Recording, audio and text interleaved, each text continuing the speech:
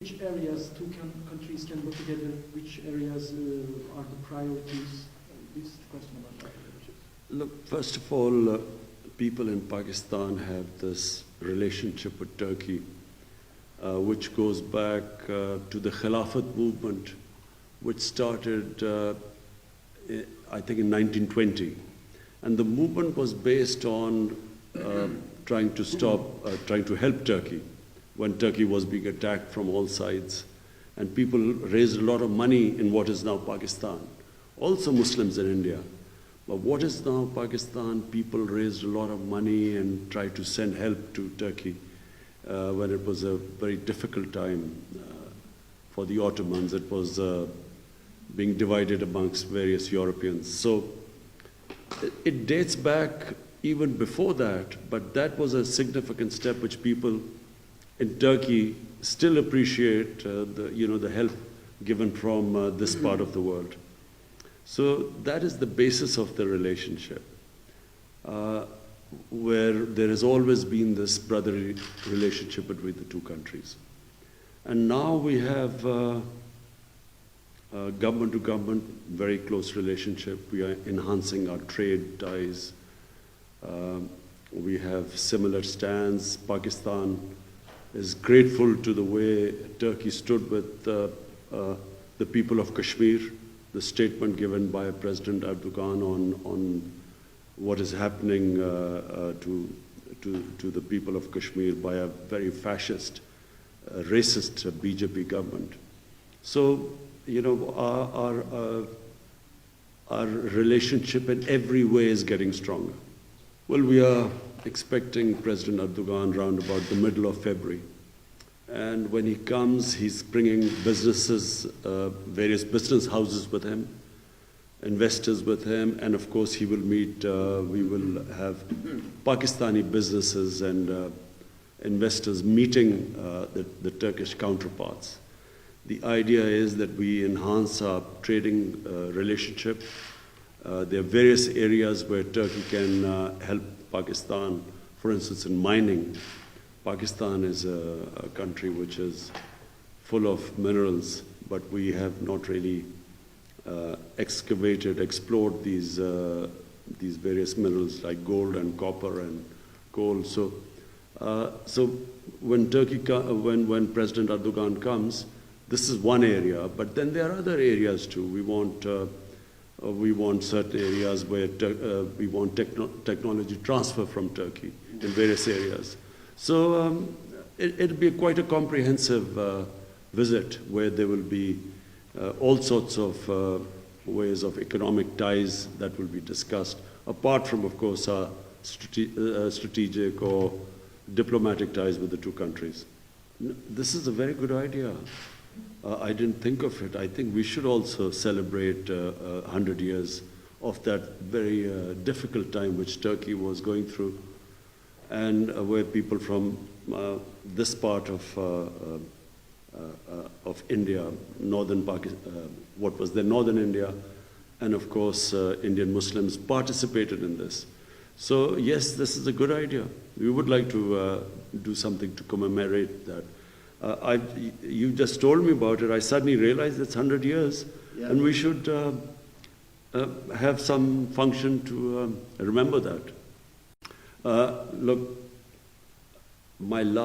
before I became the Prime Minister, the last place I spent holiday with my two boys was in Istanbul. Yeah. I went there for holiday, and my two sons loved it. Because, Istanbul is one of the most historical cities in the world. It has ancient history, and it has the history of the Byzantine, and then of course the Ottomans is very interesting for people here. So I took my two sons and we went all over Istanbul for a few days. And yes, there is a lot of interest in tourism in Pakistan. So far, more tourists go to Turkey from Pakistan. And Turkey has a very highly developed tourism industry. But in Pakistan, we haven't really developed our tourism. Pakistan is a very diverse country. It has 12 climate zones in Pakistan. from north to south, it changes completely. And it has religious tourism, it has historical, one of the oldest civilization was the Indus Valley civilization in Pakistan, and then of course one of the highest mountains in the world are in Pakistan. So it's a diverse country, and people in Turkey don't know about Pakistan, and we are now developing our tourism. Well, Pakistan, when my government came to power, we inherited two of the biggest deficits in Pakistan. One is the fiscal deficit, which means what we were collecting in tax money and what we were spending. There was the biggest deficit. And the second deficit was the current account deficit. In other words, the dollars that were coming into Pakistan were small compared to the dollars going out of Pakistan. It was, for us, it was the biggest ever deficit in our history. So we had to take steps to stabilize our economy, because if you have a big current account deficit, means it puts pressure on your currency. And our currency, our rupee, was falling in Pakistan, and the currency lost almost 35% of its value. And so the first thing was to stabilize the currency. And for that, we had to contract this big deficit. So I must congratulate my economic team. They did a great job. We have curtailed the current account deficit by almost 75%. And our rupee has stabilized. Confidence in our economy is growing. Our stock market has gone up. We have, year to year, we have a big jump in our foreign investment. So the country is stable right now. Now it's a question of keeping it stable. It's still a struggle ahead, but we are now, we are out of the big crisis which we had inherited. You're talking about politics or the economy? Economic politics. You see, so whenever you stabilize your economy, and when you have a huge deficit, and the worry is that the bigger the deficit, not only does your currency fall, but there's inflation.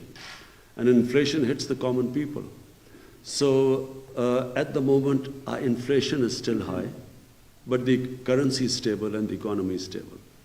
Now the next challenge for us is to bring down the inflation and start a growth in the country. So we have a very ambitious housing plan in Pakistan, affordable housing for the less privileged section of the society.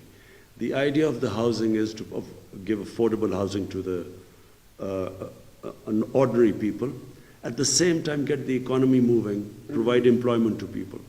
So that's really our next program. We are concentrating on enhancing our growth rate so we can provide jobs to our younger people.